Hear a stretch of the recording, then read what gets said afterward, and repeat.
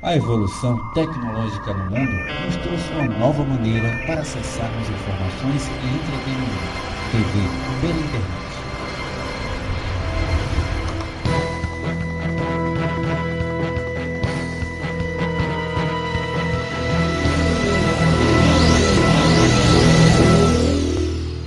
A paz do Senhor, é uma bênção de Deus estarmos aqui mais uma vez com mais uma edição do Culto Racional. Esse é um programa que Deus nos deu e é uma felicidade para nós estarmos com essa oportunidade de trazer aqui nas nossas discussões os diversos temas, temas emergentes, né, e também temas que prosseguem aí junto à comunidade cristã, às vezes temas que trazem dificuldades de entendimento, desafios e, portanto, trazem algumas inconformações e também polêmicas.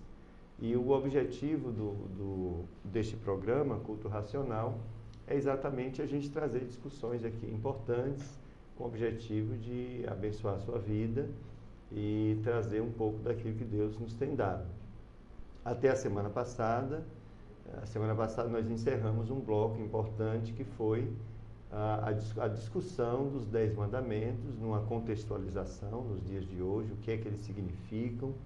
Cada mandamento nós discutimos em detalhes aqui nos nossos programas, com submandamentos ou interpretações derivadas de cada mandamento, mostrando como eles são vistos, né, com a ótica dos nossos dias, honrando a palavra de Deus e manifestando os propósitos e ideais de Deus. Bom, hoje nós vamos abrir uma série de programas sobre um tema igualmente importante. Esse tema é Mercadores da Fé.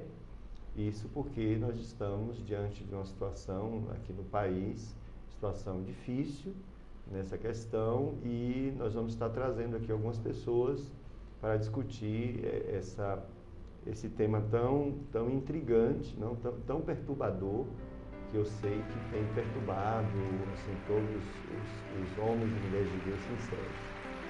Hoje nós temos uma visita do nosso querido irmão Emerson Silva. Ele é um teólogo. Já a gente vai estar conversando com Emerson, mas eu quero convidar você para uma oração.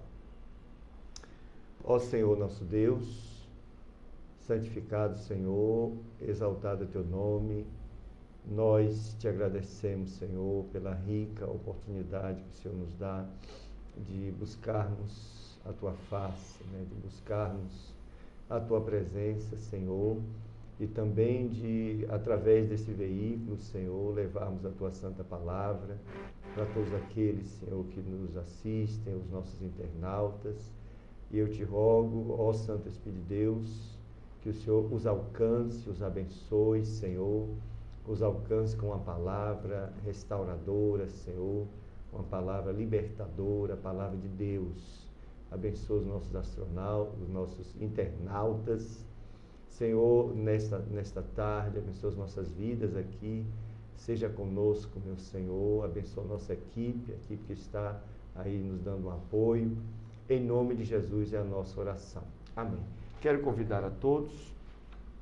Hoje eu estava trabalhando na universidade, na pesquisa, por isso que eu falei astronauta, que ainda estou com muita coisa na cabeça. Estávamos discutindo uns artigos aí sobre um novo planeta que foi descoberto, que só tem água, né? É uma nova descoberta da NASA, fresquinha a descoberta, e hoje eu estava discutindo com um pesquisador essa questão. Bom, vamos ler, quero convidar você para ler Romanos capítulo 12, versículos 1, 2, que são versículos que caracterizam, né, a motivação desse trabalho, que é o culto racional. E aqui está escrito: rogo-vos, pois, irmãos, pela compaixão de Deus, que apresenteis o vosso corpo em sacrifício vivo, santo e agradável a Deus, que é o vosso culto racional. E não vos conformeis com este mundo, mas transformai-vos pela renovação do vosso entendimento, para que experimenteis qual seja a boa, agradável e perfeita vontade de Deus. Nós já discutimos esses versículos aqui exaustivamente em diversos momentos, ao longo aí dos meses que nós temos desse programa, mas o fato é, nós entendemos culto racional como a manifestação de uma verdadeira espiritualidade. O culto racional é aquilo que nos leva a entregarmos a nossa vida voluntariamente para servir ao nosso Deus, sob a direção do Santo Espírito de Deus. É mais uma demonstração de humildade e fidelidade ao Senhor.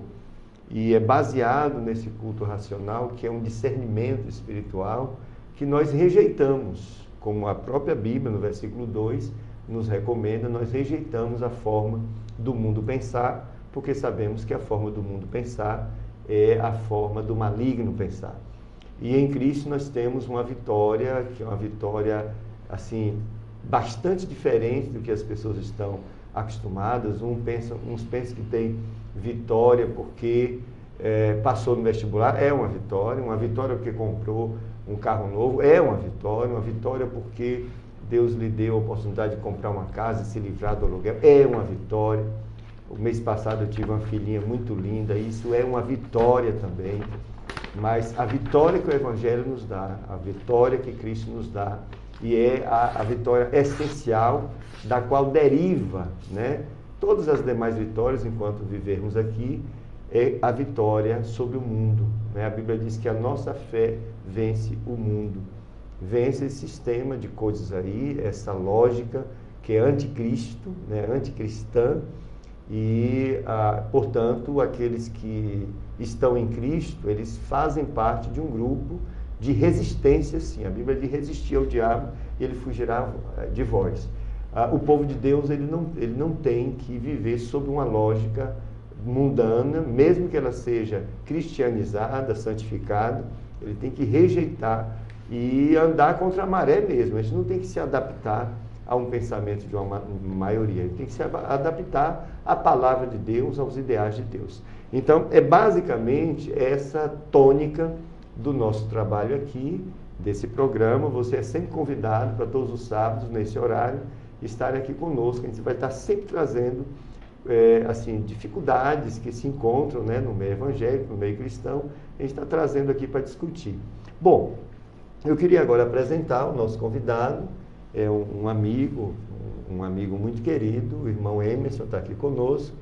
E Emerson está aqui a nosso convite, porque recentemente Emerson esteve, não sei se há um mês ou há 2 meses, Emerson esteve colocando lá no seu Facebook algumas considerações teológicas sobre um dos temas que ele colocou, que é o que nós estamos explorando aqui, é o tema Mercadores da Fé. E isso chamou muita atenção, gerou algumas polêmicas, e eu soube, e como eu estava entrando num novo tema essa semana, eu o convidei para estar trazendo aqui essa discussão, porque é do interesse universal, é uma discussão teológica importante, do interesse da comunidade evangélica. E eu queria, assim, passar a palavra para Emerson. Emerson vai se apresentar, sua vida profissional, ele não é daqui da Bahia, nós temos o prazer de tê-lo aqui conosco. Emerson. Boa tarde, web espectador, é um prazer estar aqui com o nosso querido estudioso, teólogo e físico, né? O nosso pastor Delson. Bom, estou aqui na Bahia já há 7 anos, venho do Paraná, da cidade de Curitiba, onde estudei teologia na Faculdade Teológica Batista Paranaense. Foi um período muito proveitoso, um período muito bom, interessante, e hoje estamos aqui. Nós congregamos hoje na Igreja Assembleia de Deus Cristianismo Sem Fronteira, e temos também um trabalho de discipulado ali naquela igreja, onde nós trabalhamos ali com os novos convertidos, dando os primeiros passos, né, os rudimentos da fé cristã. Então nós cooperamos, contribuímos, servimos ali naquela igreja. E realmente, há cerca aí de 2 meses, nós começamos a fazer postagens no nosso Facebook a respeito deste tema recorrente, que realmente tem sido muito preocupante, e nós temos assim tomado o cuidado de estar levando o povo de Deus, o corpo de Cristo, a ter um olhar crítico, a ter um olhar mais apurado, a ter um olhar diferente, um olhar mais responsável sobre o seu contexto, o contexto em que se vive, né? Então, diante disso, nós passamos a fazer considerações de cunho teológico, fazendo denúncias não de pessoas ou de instituições específicas, mas denúncias de ideias que realmente vêm tomando forma, que vêm tomando corpo, força e que realmente está nos comprometendo diante da nossa sociedade. Ô Emerson, deixa eu começar a lhe provocar então. Certo. Deixa eu começar a lhe provocar. Me diga uma coisa, há pessoas comercializando a fé? Isso é real? Eu vou começar assim, com perguntas que vão estar te provocando e você vai dando sua opinião. E a primeira pergunta que eu quero fazer para você é isso. De fato, existem pessoas comercializando a fé? Existe essa coisa de comercializar a fé? Explique para a gente. Existe. Infelizmente, essa é uma realidade patente em nosso país hoje, né? Existem muitas pessoas que estão manipulando a fé, a boa fé, eu diria, né, com dois sentidos, a fé e a boa fé das pessoas, de forma a estarem usando a nossa estrutura, né, usando o corpo de Cristo, levando essas pessoas a barganharem com Deus. Coisas essas que nós não temos em nenhum momento bíblico, em nenhum momento, tanto veterotestamentário como neotestamentário, isso realmente não ocorre em nenhuma situação. O que ocorre nessas situações onde existem as ofertas, alçadas, os dízimos, elas são todas de cunho voluntário, absolutamente voluntário. Mas, infelizmente, existe hoje a comercialização da fé. Ok. O que são, então, ou quem são os mercadores da fé? Eu estou perguntando conceitualmente falando, né? Ok. Você não precisa dar nome, não. Ok. Realmente, esses comerciantes da fé, que nós não temos aqui de forma alguma, nenhum objetivo em estar dando nomes, mas, como eu falei anteriormente, né, o nosso foco são as ideias. E essa ideia de comerciantes da fé, de mercadores da fé, ela tem muito a ver com o nosso momento capitalista. Então, o que as pessoas estão fazendo?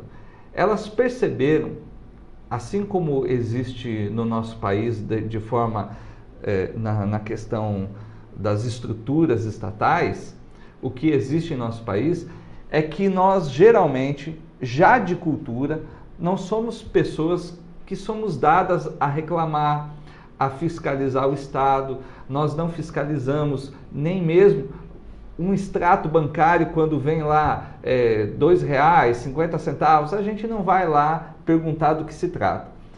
E no nosso contexto evangélico nós fazemos a mesma coisa. Também não costumamos ir até a tesouraria pedir o dossiê das contas. Nós não nos preocupamos com nada disso, né? Se as ofertas são levantadas, nós não questionamos para onde elas foram, como foram gastas, de que maneira foram gastas. Enfim, nós não cobramos a responsabilidade de nossos administradores. Mas você acha que nós, enquanto evangélicos, nós temos algum dever de denunciar mercadores da fé? Com certeza. Mas denunciar onde? Bom, qualquer denúncia, vamos já tratar aí nos termos jurídicos. Qualquer denúncia, ela tem que ter elementos. Ela tem que ter elementos palpáveis. Então, se você percebe, porventura, que na congregação que você está não há uma exposição das contas, isso já é um elemento para você já ficar desconfiado, porque o novo Código Civil, ele assevera em um de seus artigos, que eu não me recordo dele agora, ele assevera em um de seus artigos que toda associação, e a igreja é uma associação religiosa, constitucionalmente falando, ela deve expor as suas contas em Assembleia Geral, Assembleia Pública, para que elas sejam aprovadas, e isso todo documentado em atas. Isso é um documento oficial que, inclusive, todas as igrejas, as igrejas institucionalizadas, elas devem prestar contas ao órgão que fiscaliza, né, as associações. Então, isso tem que acontecer. Como então que nós podemos fazer uma denúncia?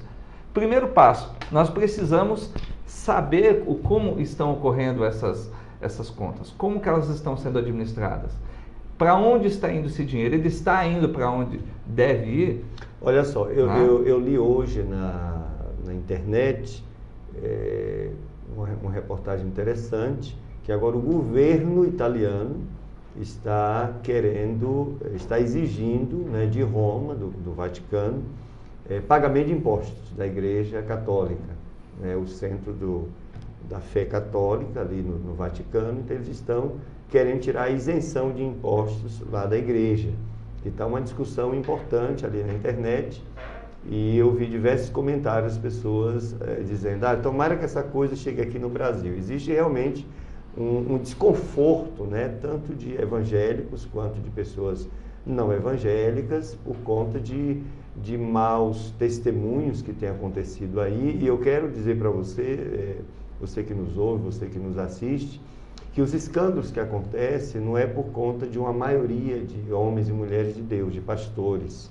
Se nós contabilizarmos, na realidade a imprensa ela é muito ignorante com respeito a esse fato, e ela publica com um sentido generalista, né? Mas na realidade você tem aí menos de 10% de pastores que realmente estão aí se aproveitando, né? Comercializando a fé.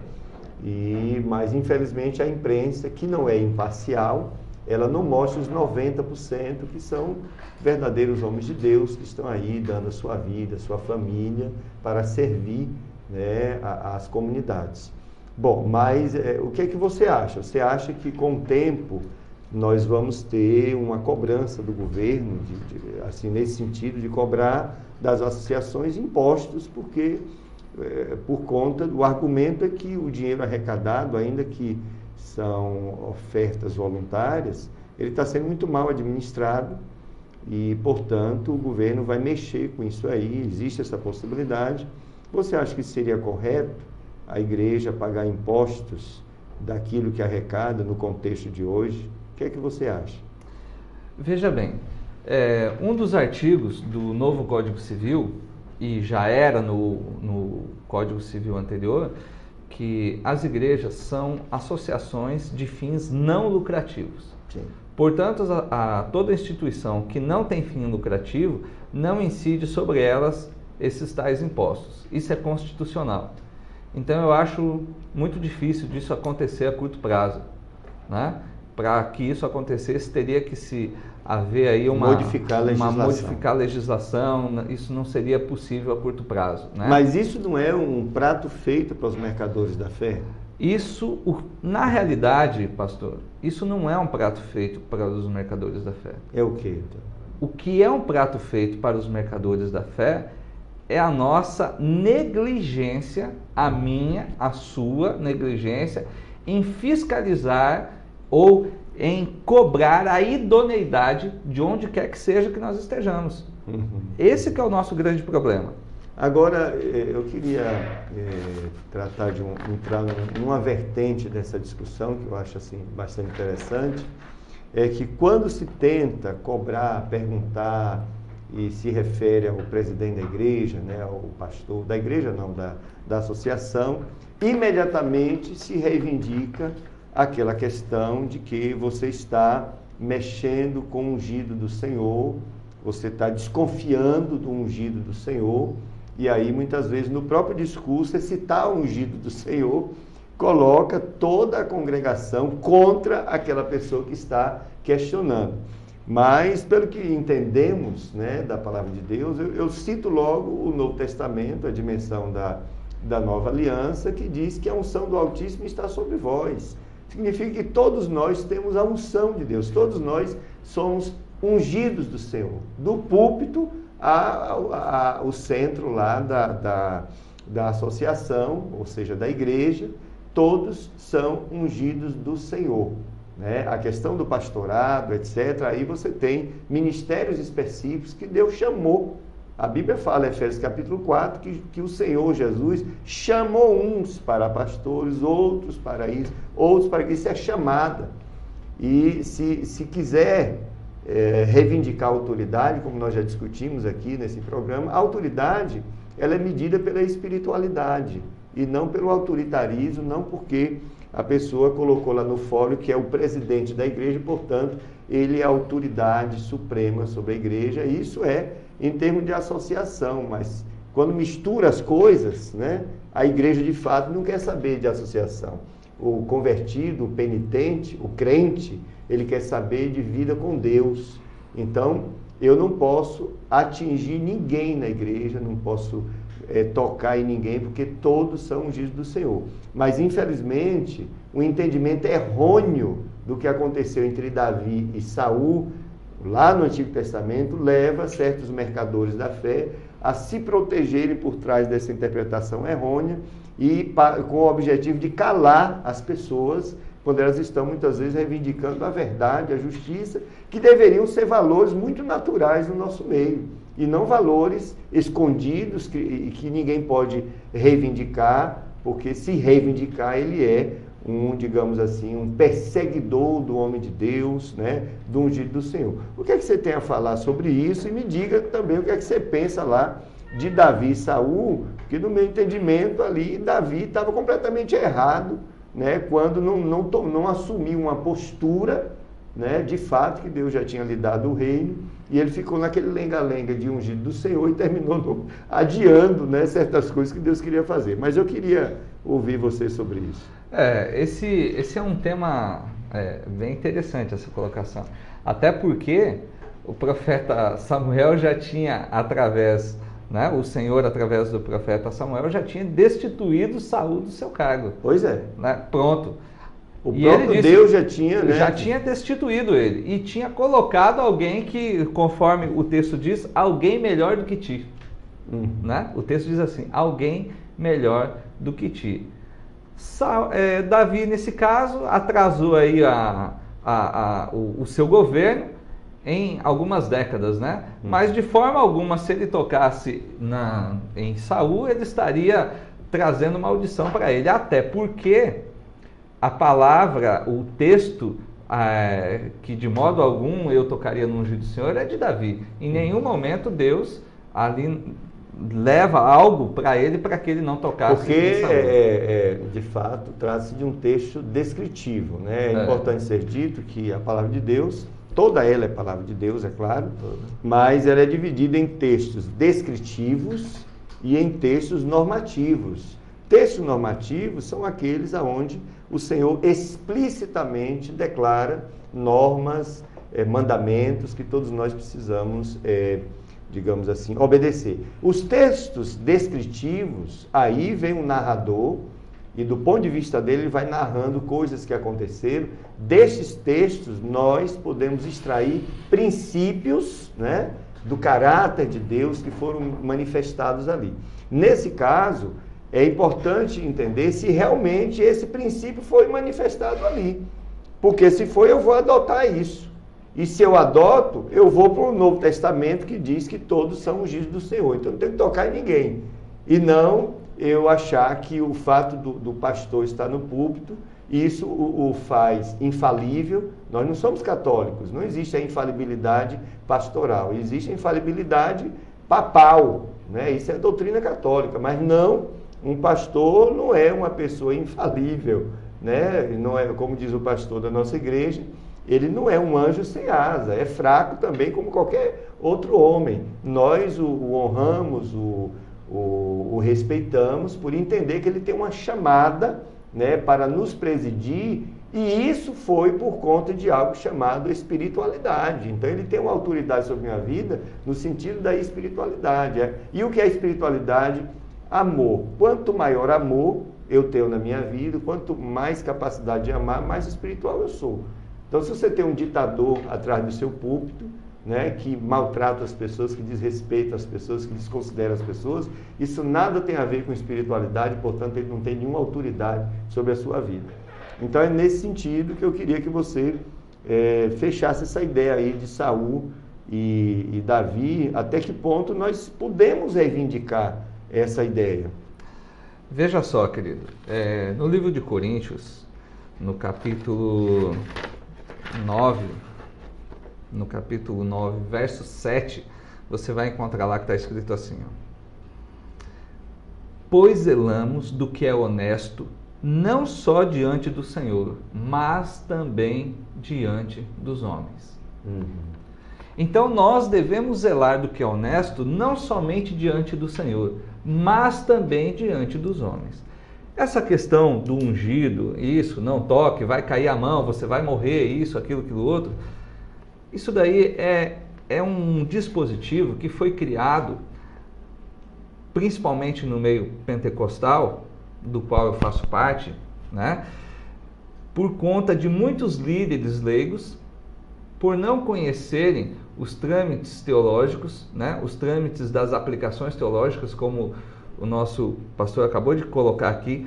Existem textos descritivos e textos que são normativos, então não se constrói doutrina sobre textos descritivos de forma alguma. Então muitos construíram essa doutrina em detrimento da responsabilidade com a palavra de Deus ou conhecimento, mas a favor do seu próprio cargo, da sua própria postura, para que ele fosse ali imunizado, blindado, colocasse um antídoto para que ninguém viesse a questioná-lo.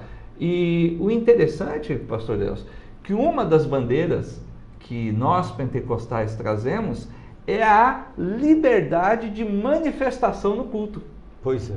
Né? A grande liberdade que temos da manifestação no culto. Mas essa liberdade ela não acaba sendo total. É claro que nós não estamos generalizando aqui, dizendo que 100% das instituições evangélicas trabalham nesse modus operandi, né? Mas muitas delas trabalham assim, e você certamente faz parte de uma instituição evangélica e pode avaliar isso aí no seu contexto, né? Mas o que eu quero te dizer? Que se você tem uma situação dessa aí na sua igreja ou na sua congregação, onde quer que seja, sente, fale com o pastor, peça as contas, reivindique, não tenha medo, não seja tímido, não seja covarde. Inclusive a Bíblia diz que os covardes não herdarão o reino de Deus, né? Está lá no livro de Apocalipse. Não tem nada demais. Não se diz no jargão popular: quem não deve não teme? Claro. O jargão popular diz isso, né? Quem não deve não teme. Então o que acontece? Nós precisamos exigir a idoneidade administrativa no nosso meio. O versículo de número 7 do capítulo 9 de 2 Coríntios deixa isso muito claro. E eu e você somos esses agentes. Não pense que alguém vai ter uma crise à noite, uma crise de consciência e falar assim: eu vou agora arrumar aqui tudo da igreja e vou deixar tudo bonitinho, porque isso daqui pertence ao Senhor. Isso daqui é algo que eu estou fazendo para o corpo de Cristo. Não, essa crise não vai acontecer, meu irmão. Por que você acha que não vai acontecer essa crise? Porque se houvesse ali uma intenção no coração, isso já nem haveria começado. Já teria sido feito de saída os trâmites como eles devem acontecer. Quer ver um exemplo muito claro disso? Sim. Por exemplo, eu quero te fazer uma pergunta. Quando você ingressou na membresia de sua igreja, você participou de uma assembleia onde foi lida uma ata e o seu nome foi anunciado e escrito nessa ata? Você participou disso? Sim ou não? Você vai me dizer. Se não, eu quero te dizer que deveria. Talvez essa assembleia tenha acontecido e por qualquer motivo você não viu o anúncio, não sei, alguma coisa, e você não estava lá presente. Isso não quer dizer que tenha sido usado de má fé, não é verdade? Não quer dizer nada disso. Mas é um fato interessante para você ir lá. Por estatuto tinha que acontecer assim, dessa forma. Eu diria mais. Eu diria além do estatuto. Por isso, a Constituição brasileira exige isso. Isso, né? Isso. exige isso. Ok, nós vamos agora pedir um pequeno intervalo, vamos tomar uma água e vamos ouvir uma canção. Já já a gente está retornando aqui com esse tema tão importante que está apenas começando, viu? Mercadores da Fé, é uma oportunidade que nós temos realmente de discutir algo de tão oportuno, ou melhor, tão real, tão atual, que está acontecendo inclusive no nosso meio aqui em Feira de Santana. Já já está voltando e fique aí.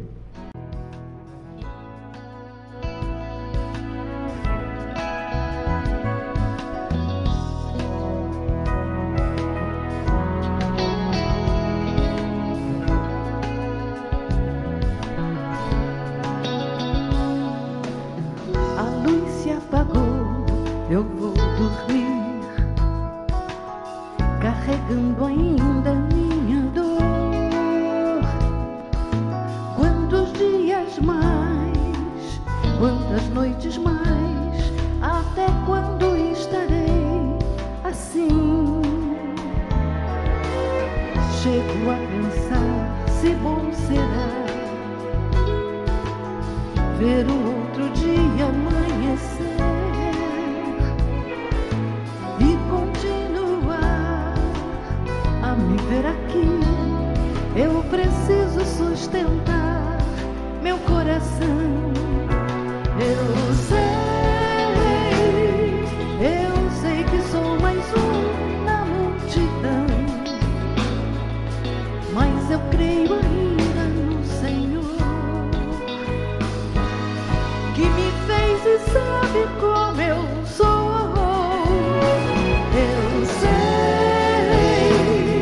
Eu sei que Ele cuidará de mim.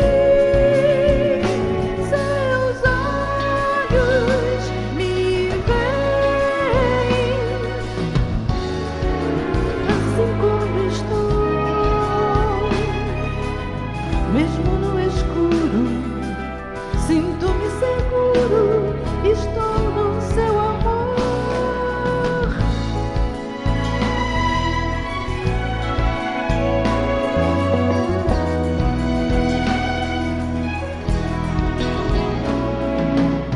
A luz se apagou, eu vou dormir, carregando ainda minha dor. Quantos dias mais, quantas noites mais, até quando estarei assim? Chego a pensar se bom será ver o outro dia amanhecer e continuar a me ver aqui. Eu preciso sustentar meu coração. Eu sei que sou mais um na multidão, mas eu creio ainda no Senhor, que me fez e sabe como eu sou. Eu sei que Ele cuidará de mim.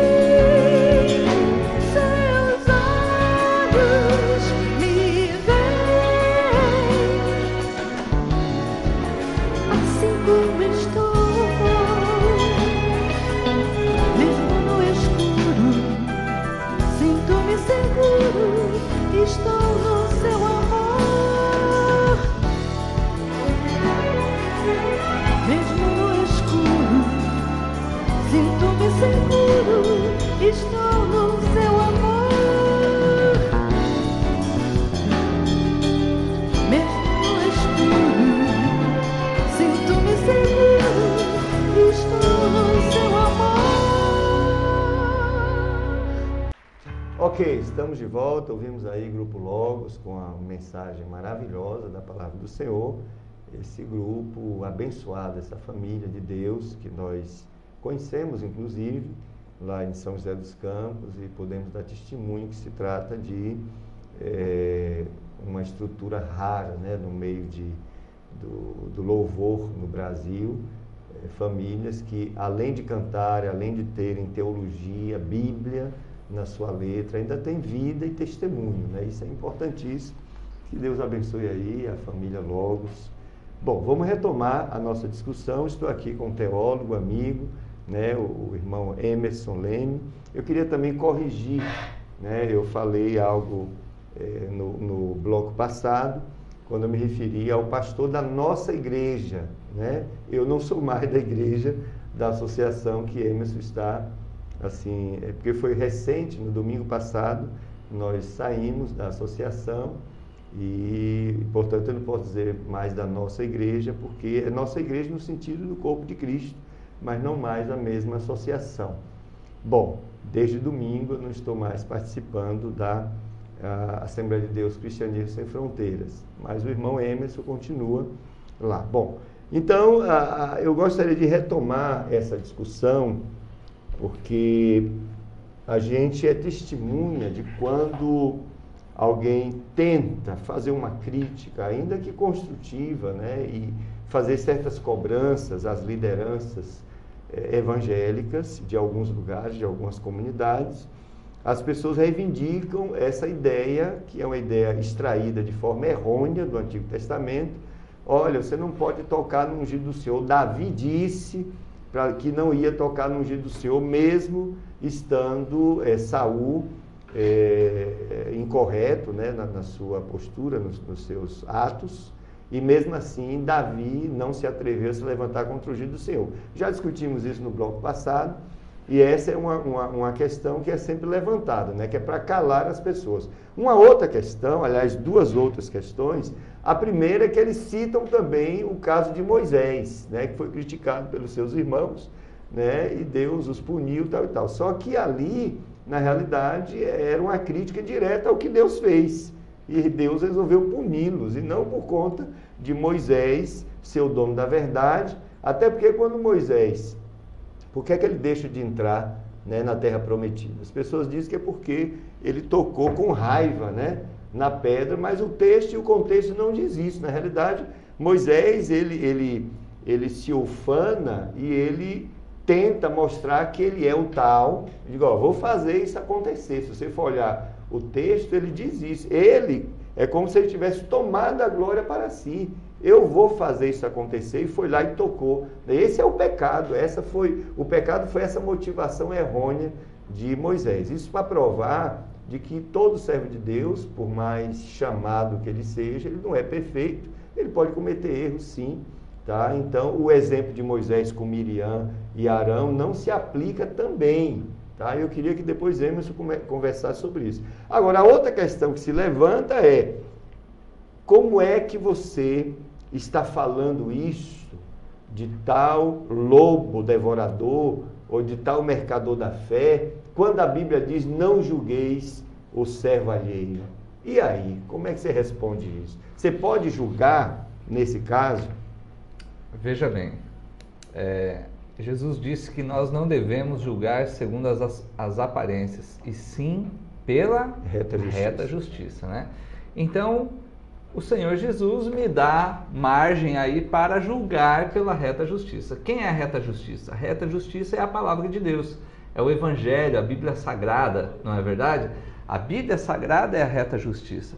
O que eu não devo fazer é julgar o meu irmão nas questões morais, nas questões pessoais dele. Por exemplo, o irmão, ele resolveu falar algo lá para um filho dele, aí eu começo a julgar ele. Não está na minha alçada julgar o meu irmão nesse sentido. Mas nas coisas que tangem sobre o reino de Deus, coisas estas que estão já faladas, já estão disciplinadas, já estão pontuadas pela Bíblia Sagrada, essas sim eu devo observar. E ai de mim se não as observá-las, porque eu estou vendo, porque do contrário, profeta nenhuma poderia ter dito nada no Velho Testamento inteiro, né? E por conta disso, eles foram mortos, foram apedrejados, tal qual acontece até hoje, né? Recentemente, alguns irmãos me abordaram, claro que gentilmente, conversando comigo com toda delicadeza: meu irmão, essas coisas que você está falando, que eu estou fazendo considerações sobre os lobos cruéis, sobre os mercadores da fé, sobre as pessoas que compram, que vendem a fé, isso tudo. E muitas vezes as pessoas confundem isso.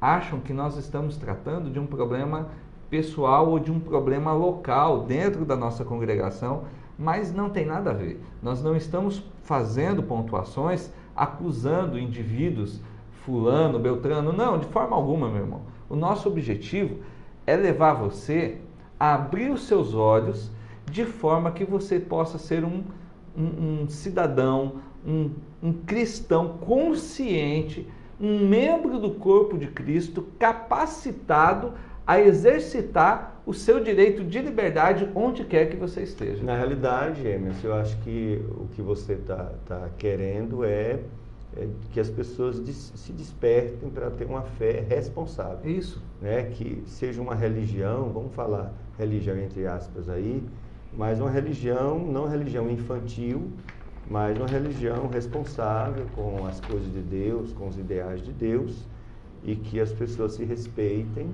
e que principalmente as lideranças entendam que os seus papéis, ou que o seu papel é para servir a comunidade e não usar a comunidade para servi-los, e eles com o argumento de que eles são ungidos do Senhor, são intocáveis e que são anjos, né, da igreja, etc., usando a linguagem lá do Apocalipse, quando na realidade, em alguns casos, não passam de lobos devoradores, e Cristo, o nosso Senhor Jesus Cristo diz: acautelai-vos, porque acontecerão, né, ocorrerão lobos, aparecerão lobos devoradores no vosso meio, né? O próprio Cristo falou, e não é para nós vermos esses lobos com clareza no nosso meio, devorando, né? Destruindo, né?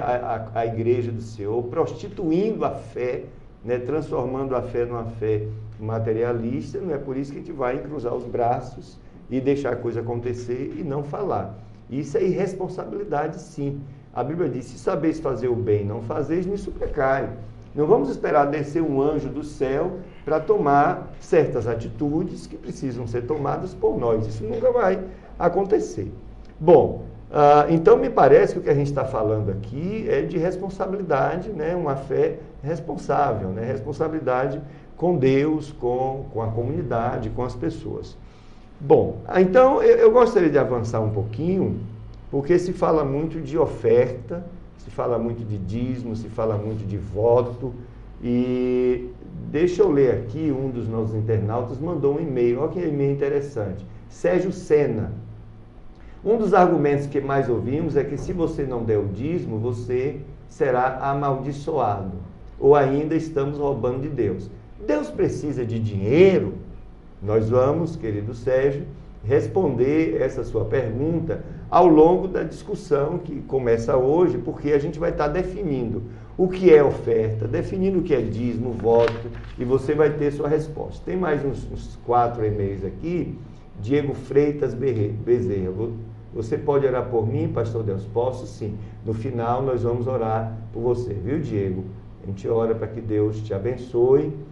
Vamos aqui, o Rubem Pezzini: olá, estou escuchando na TV, mandem um saludo, los amo, esta linda da TV Sião. Ok, está pedindo, porque está dizendo, o Rubem está dizendo que está ouvindo, né, a nossa programação, e pede para a gente mandar uma saudação. Ok, Deus te abençoe aí, muito obrigado, Rubem, Deus te abençoe, continua conosco. Bom, tem um outro e-mail aqui, Rubem Rios: bom, obrigado de onde? Aqui eu não sei que mensagem é essa, não entendi.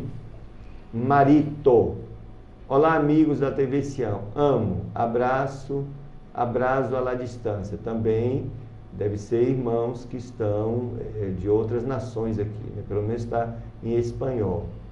Rubens Rios, de Feira de Santana, Bahia: pastor, parabéns, o programa está ótimo, assunto muito polêmico, mas que está sendo tratado com responsabilidade.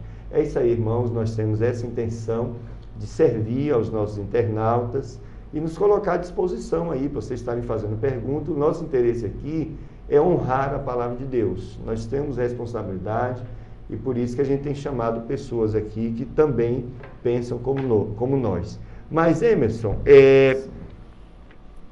oferta, né? É lícito ofertar? O que é oferta? Está correto a gente ofertar, votar, dizimar? O que é voto, né? E a mordomia cristã, ela é pregada ou é vivida?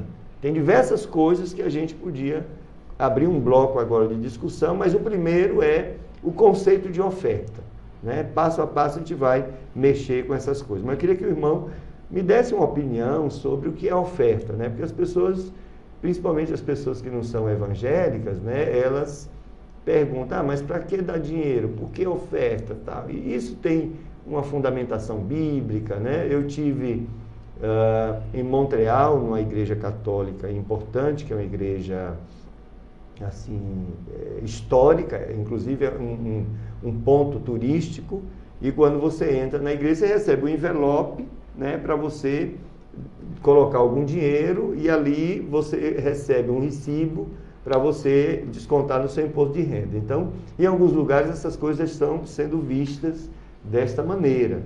Então, ofertar não seria uma coisa tão ruim, né, se infelizmente não houvesse os mercadores da fé. Mas vamos olhar biblicamente, queria que o irmão Emerson nos ajudasse nesse sentido.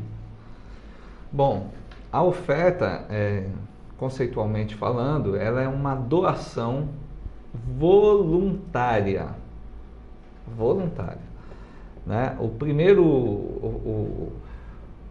A primeira vez que nós vemos a questão da oferta é quando Abel e Caim vão até o Senhor, né? Levam ao Senhor as suas ofertas.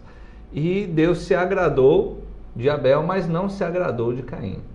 Muitos dizem que Deus não se agradou da oferta de Caim. Não, Deus não se agradou foi de Caim, do coração de Caim, da intenção do coração de Caim. Da vida dele. Da vida dele. Então ali foi um primeiro momento onde cada um trouxe ali, né, aquela oferta voluntária de coração, trazendo ao Senhor o seu agradecimento por tudo aquilo que Ele tem feito pela vida, pelo oxigênio, enfim, né? Mais tarde esse tema vai se desenvolvendo e chegando no capítulo 14, do verso 17 ao 20, nós temos ali uma descrição quando Abraão vai a Melquisedeque. Interessantíssimo, né? Porque Melquisedeque mais à frente, no livro de Hebreus, ele entra numa citação de que Jesus é sumo sacerdote da ordem de Melquisedeque. Por quê? Porque Melquisedeque não é um sacerdote que ele vamos colocar aqui entre aspas a palavra, ungido por mãos humanas. Ele é um sacerdote que ele recebe o seu sacerdócio diretamente de Deus. Não tem intervenção humana nesse sacerdócio. E Abraão, então, como é costume naquela época, não só o dízimo, ele não tem esse aspecto hoje que nós vemos como uma lei cerimonial. Naquele momento não existe lei cerimonial de dízimo. Naquele momento existe realmente um imposto ali, onde todos levam a 10ª da sua produção para o governante local, que naquele momento é Melquisedeque. Né? Então Abraão leva então o seu dízimo ali a Melquisedeque, e Melquisedeque então vai e o abençoa, e ele vai embora, né? Porém, naquele momento não há pecúnio, digamos assim, moeda corrente, que ele vai deixar a 10ª do seu gado, a 10ª da produção de tecidos e tudo mais que ele faz ali. Enfim, de tudo frutos, que ele produz, né? frutos e tudo que ele consegue colher da terra, ele entrega então ali a Melquisedeque. Então temos aí o primeiro momento. Abraão, por incrível que pareça, embora tenha cunho de imposto aquilo, mas Abraão leva esse dízimo voluntariamente. Pelo menos é o que o texto nos dá a entender. Ainda que o contexto histórico, né, nos remeta a um costume. Porém, Abraão o fez voluntariamente. Depois, no capítulo 28, vamos ver também Jacó se comprometendo com o Senhor de entregar a 10ª parte de tudo que ele possuísse, de tudo que ele construísse ao Senhor. Isso. Voluntariamente. Viu, web ouvinte? É voluntariamente. Mas o nosso grande problema atual é que as ofertas, os dízimos, elas foram trocadas da mordomia cristã para a negociação com Deus. A teologia da prosperidade é que está entrando aí é onde está o problema, como um elemento cancerígeno no meio da mordomia cristã. Porque aliás, na mordomia... mordomia cristã é muito raro você ouvir pregação sobre essa questão da mordomia cristã. Que, em outras palavras, eu não tenho nada, né? Eu tenho o dom da vida e mesmo assim foi Deus que me deu, e tudo que eu tenho pertence a Ele. Então, o Senhor, na realidade, é dono de 100% do que eu ganho. E Ele permite que eu administre 90%, jogando aí a ideia de mordomia com dízimo. Mas ninguém prega isso, porque se pregar isso, está dizendo que o que nós temos pertence a Deus, e não é aquela outra vertente que Deus está à disposição para me abençoar e me dar mais, para ser meu. Então você observa o flagrante aqui, quando surge a palavra mordomia, né? Que é uma doutrina bíblica, inclusive. Né? Como nós estávamos falando, né? Então trocou-se a mordomia cristã. Bom, primeiro vamos entender a mordomia cristã.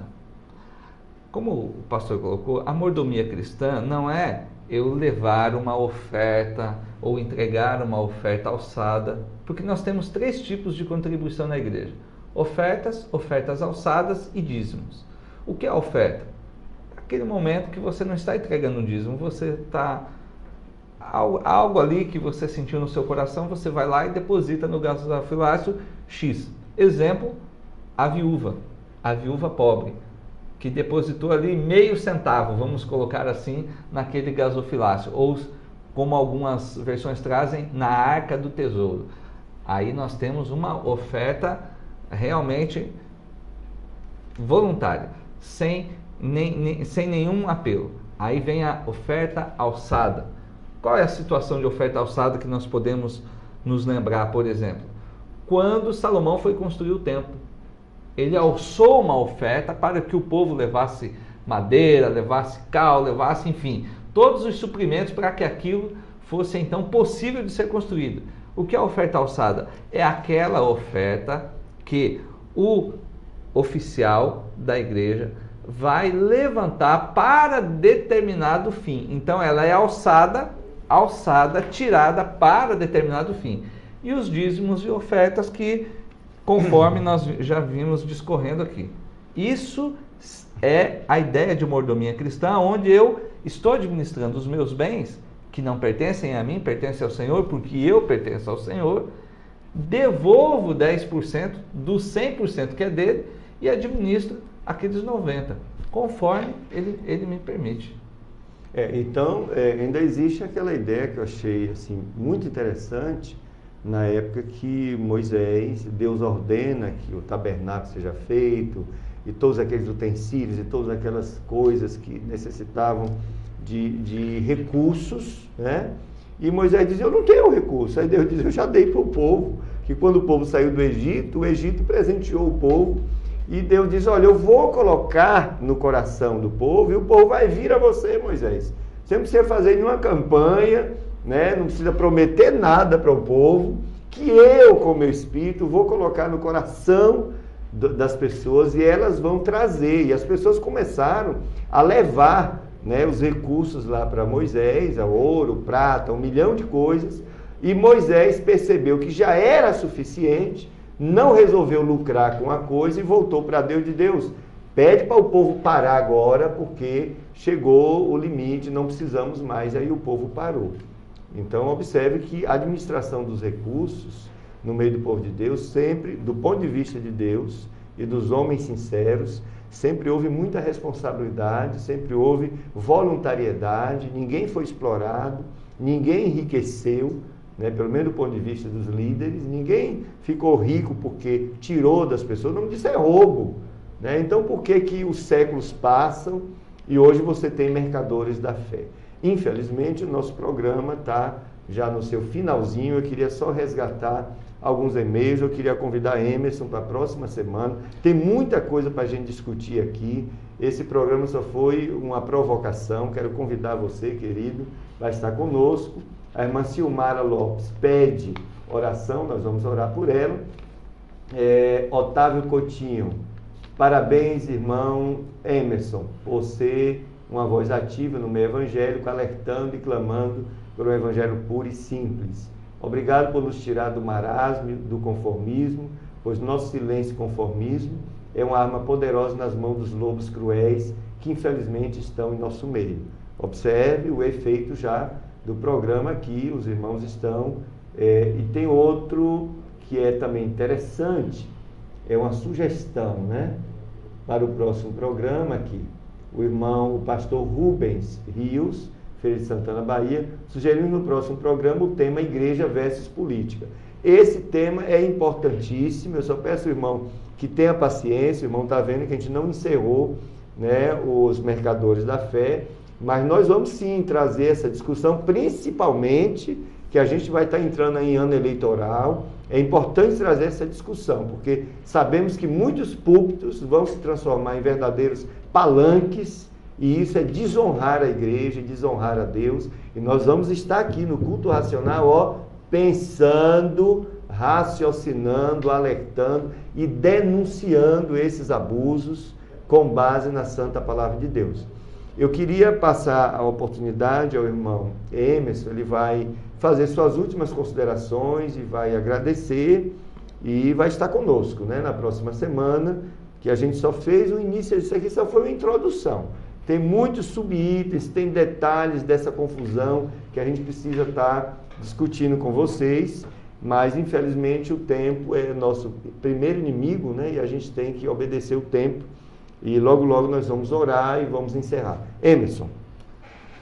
Bom, foi muito importante esse início, né? E eu quero conclamar ao corpo de Cristo para que todos nós estejamos, a partir de então, prestando mais atenção em nossa volta, assumindo a responsabilidade que temos para com essas finanças que o Senhor coloca, na verdade, em nossas mãos. Isso. E é Ele quem coloca em nossos corações o desejo de estar contribuindo além daquilo que normalmente é feito nos parâmetros normais de qualquer instituição eclesiástica, né? Então, que você tenha essa consciência, que quando você participar de uma reunião, você vê um programa de TV, qualquer coisa que seja, não se deixe levar pelo emocionalismo. Seja racional e seja responsável para com os recursos que o Senhor está colocando nas suas mãos. Não seja um financiador, preste atenção, não seja um financiador do projeto pessoal de ninguém, da empresa de ninguém. Você não congrega numa empresa, você congrega na igreja que foi comprada e lavada pelo sangue de Jesus. Amém. Amém. Olha só, eu queria registrar aqui mais uma mensagem. Pastor Maroel, Igreja Batista Feira 6. Um abraço, querido. Deus lhe abençoe, amado pastor Maroel. Abraço, irmão Delson. Parabéns pelo programa. Amém. Conto com sua ajuda aí em oração. E eu queria encerrar dizendo algo também. Hoje a gente falou sobre oferta, né? A gente vai avançar mais especificamente sobre dízimo também, voto, mordomia. Entramos um pouquinho em mordomia. Mas eu quero dizer o seguinte. Nós estamos aqui contemplando a graça, a manifestação da graça do Senhor. Toda ação do braço de Deus em direção à humanidade é uma ação da sua graça. Tudo que nós temos é fruto da graça do Senhor. Nesse contexto de que tudo que eu tenho é porque é bênção derivada da graça do Senhor, não cabe a barganha com Deus. Não cabe eu negociar com Deus, porque é graça. Significa que o que eu tenho não é porque eu mereço, né? Não é porque eu fiz algo de mim mesmo que venha a merecer Deus estender seus braços e me abençoar. Então não cabe eu fazer campanha, não cabe eu fazer barganha e até exigir de Deus. E tem gente pregando que se Deus não lhe der, ele deixa de ser pastor. Tomara que deixe mesmo, né? Tomara que deixe mesmo. Que Deus tem a obrigação de lhe dar. E ainda usam como Bíblia, como teologia, um ditado popular, né? Que quem deve tem que pagar. Né? Tem um ditado popular que diz mais ou menos isso: prometeu tem que pagar, como se as promessas do Senhor fossem nesse viés. Mas as promessas do Senhor acontecem, né, devido ao próprio beneplácito do Senhor, né, manifestação da sua graça. Não é que Deus tem a obrigação de me abençoar. Então é importante a gente discutir essa questão da oferta nesse contexto, né? E ainda tem gente, Emerson, eu sei que você já se despediu, que diz assim: olha, a ideia é do semear. Foi Jesus que disse: se você semear muito, você vai ter muito. Né? Deus é uma caderneta de poupança. Né? Aliás, não é caderneta de poupança, não. Ele é como é que eu diria, aqueles jogos que você ganha muito, né, no final de semana. Jogos de azar.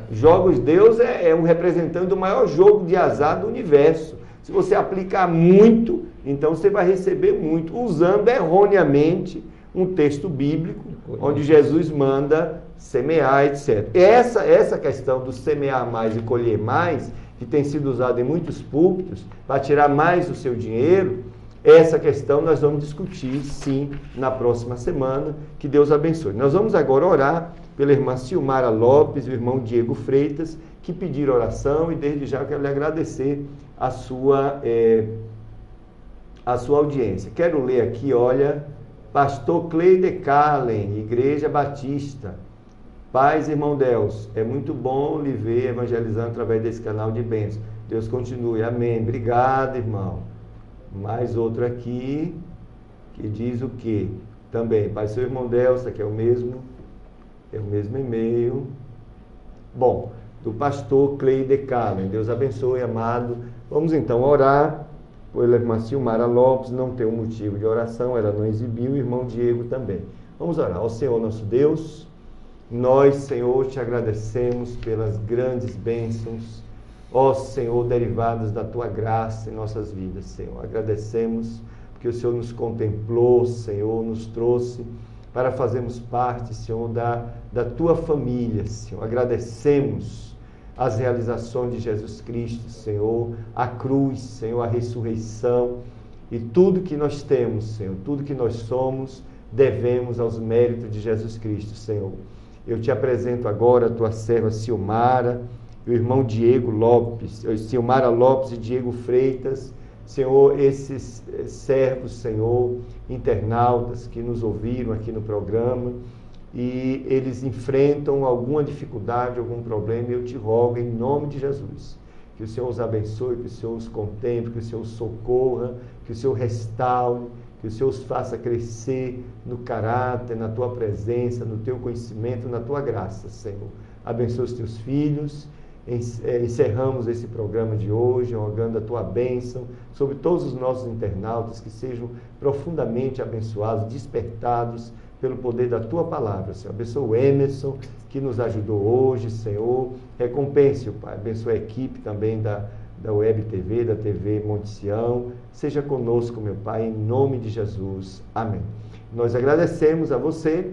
Estamos indo agora para o programa de rádio, na Rádio Betel, às 18 horas, aqui em Feira de Santana, com Falando de Teologia. Obrigado, Deus abençoe e até a próxima semana.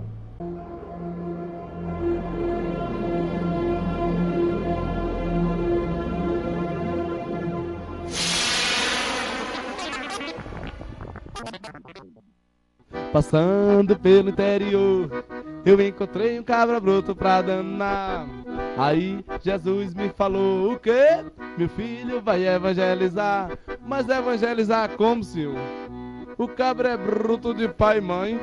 Deixa isso pra TV Monte Sião fazer. E eu sigo em frente só louvando o Senhor. Aí na hora que eu tô seguindo, Aí vem lá pra cá, TV Monte Sião, só na benção, e falou assim, ó. Evangeliza, diz, evangeliza, evangeliza, evangeliza, evangeliza, evangeliza, evangeliza.